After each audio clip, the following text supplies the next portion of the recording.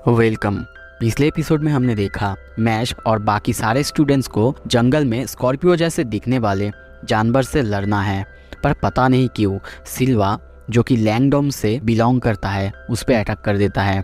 अब आगे तो एपिसोड के शुरू में हम देखते हैं बैरेट और सिल्वा को आमने सामने।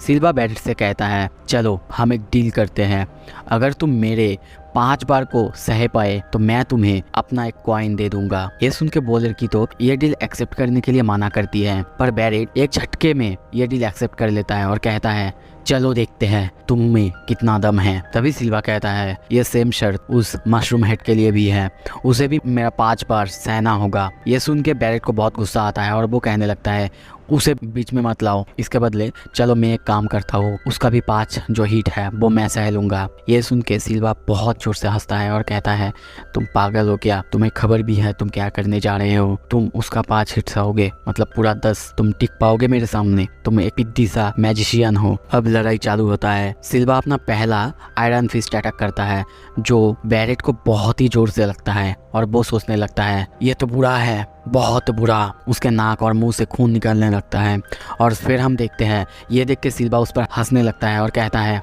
देखा तुम सह पाओगे इडियट कहीं का।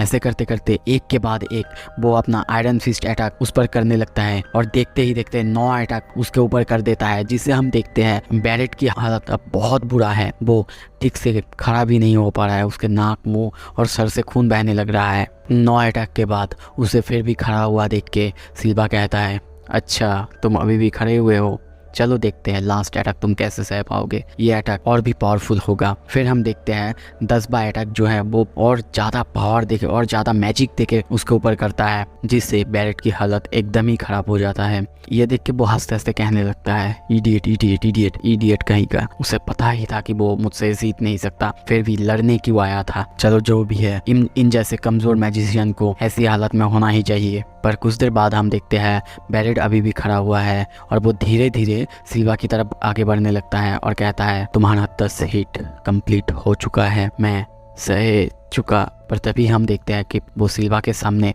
गिर गया।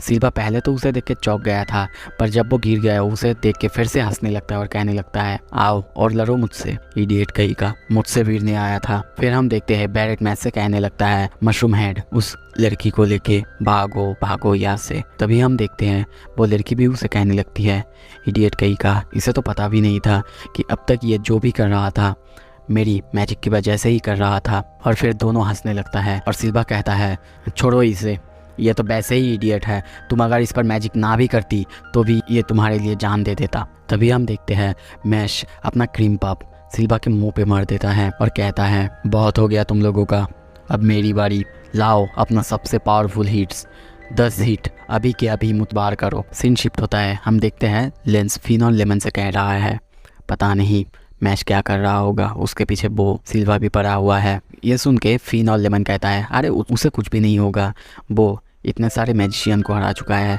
यहाँ तक कि वो प्रोफेसर्स तक को हरा चुका है। ये सुन के लेंस कहता है नहीं, एक्चुअली अब तक मैश जितने भी मैजिशियन से विरा है वो सब वाइट मैजिशियंस थे, पर सिल्वा रेड मैजिशियन से मतलब वो ज़्यादा पावरफुल है और ये डबल लाइनर्स बहुत ही अनकॉमन होते हैं। सीन शिफ्ट होता है। फिर हम देखते हैं सिल्वा बैरेट से आके कहने लग रहा है क्या तुम दोनों पागल हो क्या, मतलब तुम दोनों हो तो कमज़ोर, अपने आप को इतना ताकतवर और इतना एटीट्यूड घमंडी दिखाने की ज़रूरत क्या है।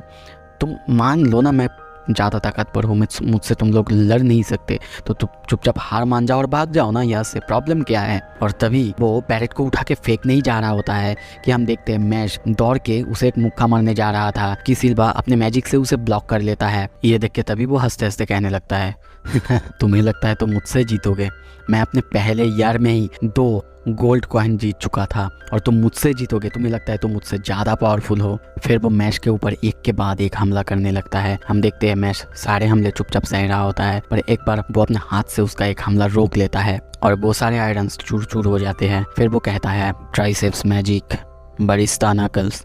ये सुन के सिल्वा हंसते हंसते कहने लगता है क्या बरिस्टा नकल्स ट्राइसेप्स मैजिक, ऐसी मैजिक के बारे में तो मैंने कभी सुना ही नहीं। फिर वो उस पर अपना मैजिक से अटैक करने लगता है, पर हम देखते हैं इस बार मैश अपने हाथों से हर एक मुक्के से उसका हर एक बार को रोक रहा है और उसका हर एक आयरन्स को चूर चूर कर दे रहा है। फिर दौड़ के जाके उसके शील्ड को तोड़ते हुए सिल्वा के फेस पर वो एक बहुत जोर से मुक्का मारता है और सिल्वा इससे बहुत दूर जाके गिरता है। हम देखते हैं उसके नाक और मुंह से खून की नदियां बहने लगती है और फिर वो सोचने लगता है मेरी ऐसी हालत, मैं वो हूँ जिसने अपने पहले ईयर में ही 2 गोल्ड कॉइन जीता था जिससे प्रोफेसर्स तक डरते हैं। आज मेरी ऐसी हालत, नहीं मैं इससे नहीं हार सकता, ये मुझसे ज़्यादा तो पावरफुल कभी नहीं हो सकता। ये सोचते सोचते वो उस पर फिर से एक और बार अटैक कर देता है, पर हम देखते हैं इस बार भी मैच उसके अटैक को अब एक ही मुक्कों से तोड़ते हुए उसके पेट में बहुत जोर से मुक्का मार देता है। सिल्वा की यह हालत देख के वो लड़की भी घबरा जाती है। दूसरी तरफ हम देखते हैं उसे दूसरी बार मुक्का मारने के बाद मैश बैठ जाता है। दूसरी तरफ सिल्वा सोचने लग रहा है मैं अब क्या करूं, मुझ में कोई ताकत ही बची नहीं है, उसका और एक बार मैं सह नहीं सकता, मैं क्या करूं।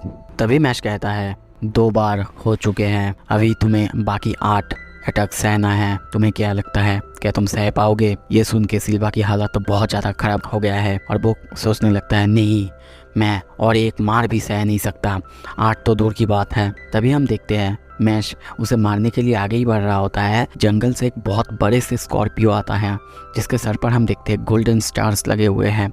ये देख के सिल्वा सोचने लगता है हो गया काम, ये स्कॉर्पियो तो इतना पावरफुल है कि इसके सामने मैं क्या बहुत ज़्यादा पावरफुल मैजिशियन भी नहीं टिक सकता। पर तभी हम देखते हैं मैश अपने हाथ की एक झटके से उसको आसमान में भेज देता है और कहता है अभी मैं बिजी हूँ। और फिर देखते हैं कि वो उस लड़की की तरफ देखती है, उसे देख के वो लड़की भी बहुत ज़्यादा डर जाती है और सोचने लगती है अब मैं क्या करूँ। मैंने कभी अपने सपनों में भी नहीं सोचा था कि सिल्वा को ऐसे हरते हुए देखूंगा। हम देखते हैं कि वो रोने लगती है और तभी मैश को देखते हैं कि मैश पीछे से उसे आके जकड़ लेता है। ये देख के वो लड़की सोचने लगती है लो ये भी फंस गया। अब वो खुश हो ही रही थी, तभी हम देखते हैं मैश अपना दोनों हाथों को बांध लेता है और उसे एक WW स्लैम देता है और फिर उठ के कहता है सबके लिए मैं सबको एक बराबर देखता हूँ। तभी हम देखते हैं अब सबकी बहुत बुरी हालत है, सिर्फ मैश वहाँ पे खड़ा हुआ है और ये सब देख के बैरेट सोचने लगता है ये लड़का इसका शायद कोई स्क्रू ढीला है। सीन शिफ्ट होता है, हम देखते हैं लेमन रोते रोते मैश से कह रही थी तुम्हें कोई चोट तो नहीं आई, तुम ठीक तो हो ना मैश। मैश कहता है हाँ बिल्कुल मैं ठीक हूँ। फिर लेंस पूछता है आखिरकार तुमने उससे लड़ लिया। मैश कहता है हाँ बिल्कुल। तभी हम देखते हैं कि बैरेट उसे सॉरी कहता है। ये सुन के मैश कहता है क्या ये तो तुम्हारे जैसा बिल्कुल नहीं लग रहा है। ये सुन के मैश को बहुत ज़्यादा गुस्सा आता है और वो उसे कहने लगता है क्या तुम सच कह रहे हो, मैं तुम्हें मार डालूंगा।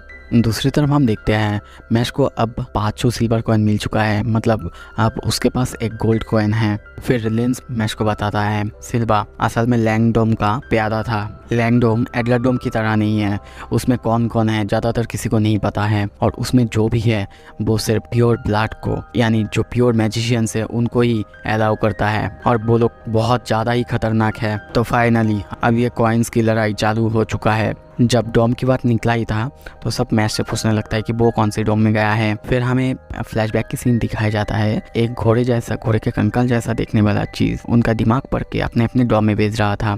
पर जब मैच वहाँ पे आता है वो मैच के दिमाग पढ़ने की कोशिश करता है पर उसके दिमाग में सिर्फ क्रीम पफ ही भरा हुआ था, तो उसे कुछ समझ में नहीं आ रहा था। इसीलिए वो ये लॉजिक देता है कि जो क्रीम पफ खाता है, क्रीम पफ को पसंद करता है, वो एडलरडोम में जाएगा। ये सुन के वहाँ के सभी स्टूडेंट्स कहने लगता है ये तो सबसे बेकार लॉजिक है। वापस हम देखते हैं लेंस मैश को वार्न करता है कि वो किसी से भी मिले पर लैंगडोम के किसी से या फिर लैंगडोम में कभी भी ना जाए, उनसे वो दूर रहे।